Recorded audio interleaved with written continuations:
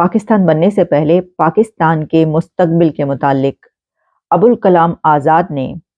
कुछ ऐसी पेशनगोइयाँ प्रेडिक्शंस की थीं जो वक्त के साथ साथ सच साबित होती चली गईं। आइए आज अपने प्रोग्राम में इस टॉपिक पर बात करते हैं। मौलाना अबुल कलाम आज़ाद ने मिस्टर जिन्ना को एक ख़त भी लिखा था। मिस्टर जिन्ना ने उस ख़त का जवाब भी दिया था और बहुत बुरे तरीके से अबुल कलाम आज़ाद को लताड़ा भी था, बुरा भला भी कहा था। मौलाना अबुल कलाम आज़ाद हिंद की तकसीम के ख़िलाफ़ थे और उनका ख़्याल था कि अगर एक और मुल्क बनता है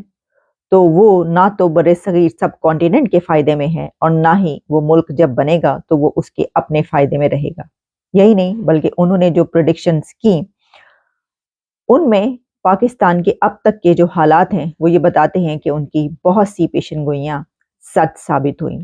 मौलाना अबुल कलाम आज़ाद पर ये बात करने का ख़्याल मुझे उस वक्त आया कि जब तकरीबन एक हफ्ते पे से भी 8-10 रोज़ पहले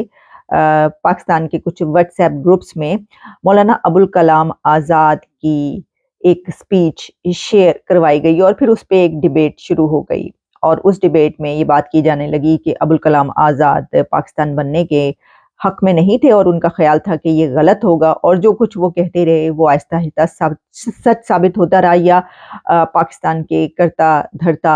हुकूमतों ने, सियासतदानों ने और अथॉरिटीज़ ने उसको सच साबित कर दिखाया। कलाम आज़ाद ने बंगाल बनने की भी पेशनगोई की थी, पाकिस्तान के टूटने और एक हिस्सा अलहदा होने की भी पेशगोई की थी और सिर्फ नहीं बल्कि मौलाना अबुल कलाम आज़ाद की पेशनगोई में पाकिस्तान के कई एक टुकड़े होना भी आगा शोरश काश्मीरी ने उनका इंटरव्यू 1946 में किया था लेकिन वो बाद में पब्लिश हुआ। तो उनकी जो प्रेडिक्शंस कही जाती हैं उसमें एक तो ये कि वही जो हम बात करें कि जो टू नेशन थ्योरी है उनका इसके बारे में ये ख्याल था कि ये जो डिवीजन है इंडिया की जो हो रही है इसमें किसी को भी कोई फायदा नहीं होगा और ख़ास तौर पर मज़हब की बुनियाद पर और जो एक रिलीजियस लाइन है कि जिसकी वजह से ये तकसीम हो रही है इंतशार पैदा करेगी और पाकिस्तान बन जाएगा तो वहाँ पर भी ये मज़हब की बुनियाद पर जो तकसीम है वो कामयाब नहीं हो सकेगी। उनका कहना ये था कि जो रिलीजियस माइनॉरिटीज़ हैं पाकिस्तान में जो है वो न्यूली फॉर्म्ड पाकिस्तान में उनका कोई पुरसाने हाल नहीं होगा, यानी ये कि उनके साथ सलूक अच्छा नहीं किया जाएगा और उनके जो है वो मामलात बिगड़ते चले जाएंगे। सैडली हमने ये देखा और हम जानते हैं कि पाकिस्तान में बनने से लेकर अब तक माइनॉरिटीज़ की क्या सिचुएशन है और वो उनकी कितनी तादाद रह गई है अब और क्यों आखिर इतनी बड़ी तादाद में पाकिस्तान से पारसी से लेकर हिंदुओं तक और जितने भी और ऐसे मज़ाहिब थे वो छोड़ के चले गए। बड़ी तादाद जो पहले पाकिस्तान में रहा करती थी बनने तक, उसके बाद आहिस्ता आहिस्ता चंद ही साल के अंदर वो सब छोड़ के चले गए और उसकी वजूहात ज़ाहिर है कि यही हैं कि उनके लिए हालात मुश्किल होते चले गए। फिर उन्होंने ये कहा था पाकिस्तान के हवाले से कि role of religion in politics, कि पाकिस्तान की सियासत में जो मज़हब है उसका बहुत ज़्यादा रोल रहेगा। मज़हब को पाकिस्तान की पॉलिटिक्स से अलहदा नहीं किया जा सकेगा। इस वक्त ये तकसीम हो रही थी, उस वक्त भी उनका ये कहना था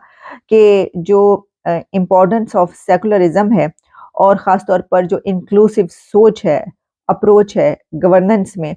वो होना बहुत ज़रूरी है। बट अनफॉर्चुनेटली जो पाकिस्तान जो है वो जब बनेगा तो इसमें सेकुलर आइडेंटिटी नहीं इख्तियार की जा सकेगी। यानी उनका कहना ये था कि पाकिस्तान जो आइडियोलॉजी इख्तियार करेगा, जो नई रियासत फॉर्म होगी, नई स्टेट जो बनने जा रही है, जो नया कंट्री है, वो अपनी आइडियोलॉजी सेकुलरिज्म को नहीं इख्तियार कर सकेगा और हमने ये देखा कि ऐसा ही हुआ। उन्होंने ये प्रेडिक्ट किया था कि पाकिस्तान के यानी नई रियासत जो है उसकी हमसाया रियासत यानी जिससे अलग होकर वो जा रहे हैं उनके साथ ताल्लुकात कभी भी ठीक नहीं हो सकेंगे और उन्होंने कहा था कि Pakistan relations with India would be complex और ये कॉन्फ्लिक्ट्स का शिकार रहेंगे और हिस्ट्री ऑफ इंडो पाक रिलेशंस जो हैं वो हमने देखा कि कैसे रहे।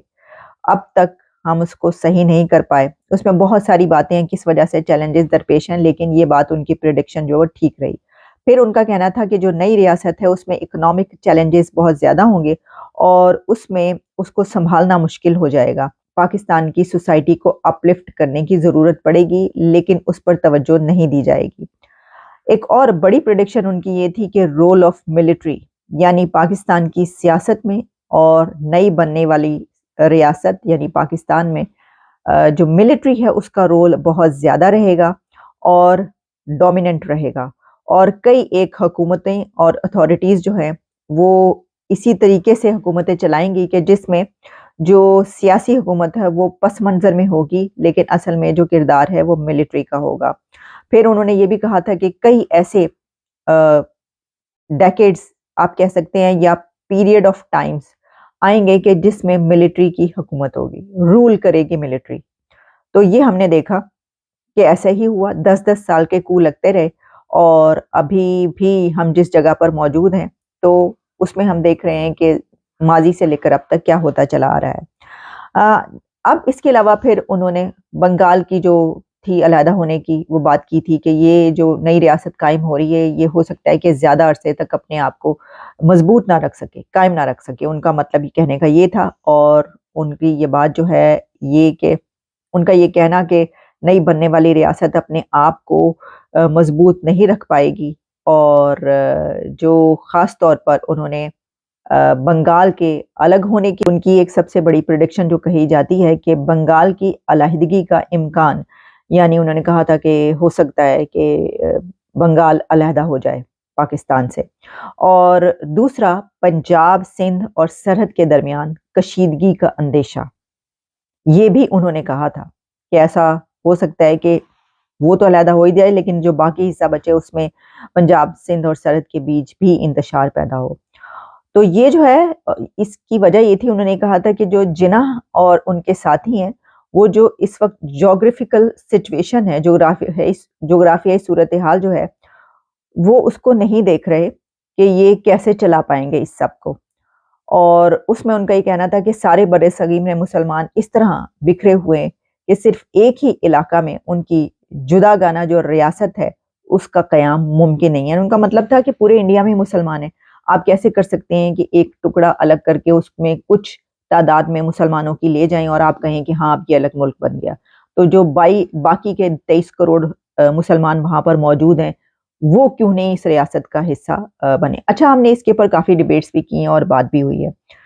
تو ان کا کہنا تھا کہ مسلمان مشرق اور شمال مغرب کے علاقوں میں اکثریت میں تھے، لیکن یہ دونوں علاقے کسی جگہ بھی ایک دوسرے سے ملحق نہیں ہیں، اور یہاں کے باشندے مذہب کے سوا ہر لحاظ سے ایک دوسرے سے قطعاً مختلف ہیں۔ یہ بات کہ صرف جو ایک ریلیجن ہے وہی اکٹھا کر سکتا ہے دو ایسے علاقوں کو اکٹھا رکھنے کے لیے، جو کہ اگر جیوگرافیکلی آپ دیکھیں، اکنامکلی دیکھیں، لینگویجز کے اس پہ بیریئرز دیکھیں، اور جو سوسائٹی کی نارمز ہیں اس کے حساب سے دیکھیں تو ایک دوسرے سے بالکل مختلف ہوں، اور فریب وہی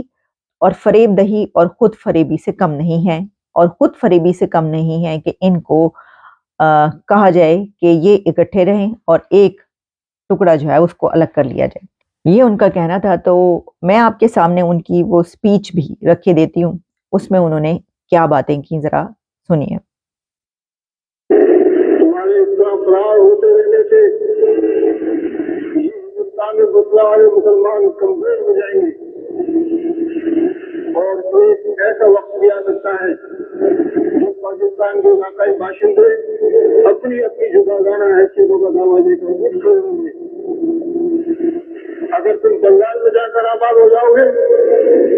تو ہندوستانی کہلاؤ گے، اگر تم صورت پنجاب میں جا کر آباد ہو جاؤ گے تو ہندوستانی کہلاؤ گے، اگر تم صوبہ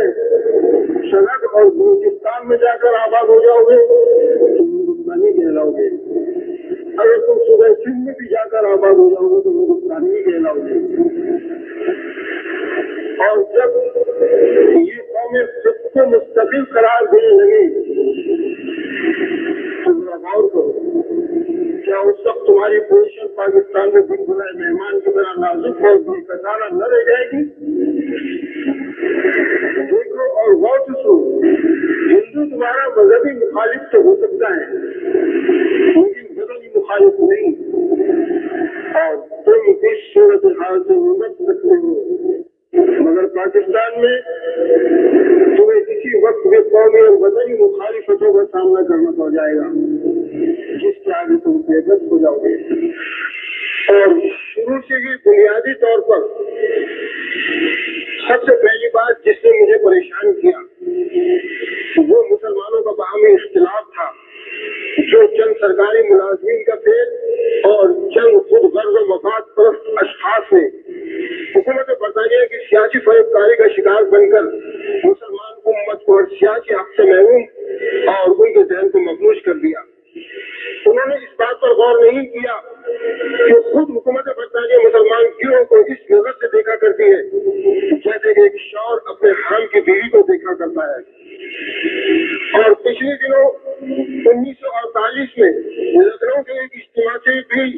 ये बात कह चुका हूँ कि इन बर्बादियों में जो 1947 के बाद होती रही बदकिस्मती से हर फिरका परस्त जमात को इसमें इजाफा करते रहे और कोई जमात ऐसी नहीं कि जिसके दामन को खून का धब्बा न लगा हो। मैं आपसे दरख्वास्त करता हूँ कि जिस दरवाजे से ये फिरका परस्ती आई है उस दरवाजे को बंद कर दें। मेरे अज़ीज़ान गिरामी, मैं आपसे ये बात मालूम करना चाहता हूँ कि अगर तुम किसी खुशुदा लाश पर एक रेशमी लिहाफ डाल दोगे तो क्या ये साबित कर सकोगे कि वो मुर्दा लाश नहीं है? अगर से दुनिया में ऐसे लोग हैं जिनको चिराग की रोशनी धुंधली नजर आती हो तो ये इनकी आंखों का ज़ौक़ है। इनकी खातिर चिराग गुल नहीं किए जा सकते। और अफसोस ये मुसलमान तकसीम दर तकसीम होकर रह गए। लेकिन अब क्या हो सकता है? अब अगरचे हिंदुस्तान ने आजादी हासिल कर ली लेकिन इसका इत्तेहाद बाकी नहीं रहा। पाकिस्तान के नाम से जो नई रियासत वजूद में आई है जिसमें बरतानिया के पसंदीदा अफराद का बरसरे इक़्तिदार तबका वो है जो बरतानी हुकूमत का परवरदा रहा है। इसके तर्ज अमल में खिदमत खल्क और कुर्बानी का कभी कोई शायबा नहीं रहा है और सिर्फ अपने ज़ाती मुफाद के लिए ये लोग पब्लिक के कामों में शरीक होते रहे हैं। और पाकिस्तान के क़याम का सिर्फ एक ही नतीजा निकला है कि बर्रे सगीर में मुसलमानों की पोजीशन कमजोर होकर रह गई है और ये हिंदुस्तान में रह जाने वाले मुसलमान तो कमजोर हो ही गए। ये हिंदुस्तान में रह जाने वाले करोड़ों मुसलमान जो अब तक हिंदुओं के जुल्म और इंतकाम का शिकार रहेंगे, पाकिस्तान के बसने वाले मुसलमान इनकी कोई भी मदद न कर सकेंगे। और इसी तरह से पाकिस्तान में बसने वाले मुसलमान जिस माशरती इक़्तिसादी कमजोरी और सियासी पसमानदगी का शिकार रहेंगे, ये हिंदुस्तान में बसने वाले मुसलमान उनकी कोई मदद न कर सकेंगे। क्या ये बात गौर करने की नहीं कि जब तक़सीम की बुनियादी हिंदुओं और मुसलमानों के दरमियान अदावत पर रखी गई थी तो पाकिस्तान के क़याम से ये मुनाफरत एक आईनी शक्ल इख्तियार कर गई है और इसका हल अब और ज्यादा मुश्किल हो गया है। और इसी तरह ये दोनों मुल्क खौफ और राहत के तहत अपने अपने फौजी अखराजात बढ़ाते रहने पर मजबूर रहेंगे और माशी तरक्की से महरूम होते चले जाएंगे। लेकिन आज अगर मैं मुलामत करूं तो किसको करूं, कैसे करूं और क्यों कर करूं? अपने भाइयों को, अपने अजीजों को किस दीवार से सर टकराऊं? तो आपने सुना कि उन्होंने अपनी स्पीच में क्या कुछ कहा। हम अपने प्रोग्राम का इख्तिताम इस नोट पर करते हैं कि उन्होंने एक प्रेडिक्शन ये भी थी कि वो इस्लाम जिसके नाम पर पाकिस्तान हासिल किया गया, वक्त के साथ साथ ये आइडियोलॉजी कम होती चली जाएगी और एक वक्त ऐसा आएगा कि जब नौजवान तबका इससे मुतनफ़िर हो जाएगा और इस मुल्क को यहाँ तक लेकर लाया जाएगा। ये तो आज़ाद ने बता दिया था, लेकिन इसको यहाँ तक लाने वालों ने आज़ाद की उन प्रेडिक्शंस पर स्टैंप लगा दी, मोहर सख्त कर दी। इजाज़त दीजिए, दोबारा आपसे मुलाकात होती है।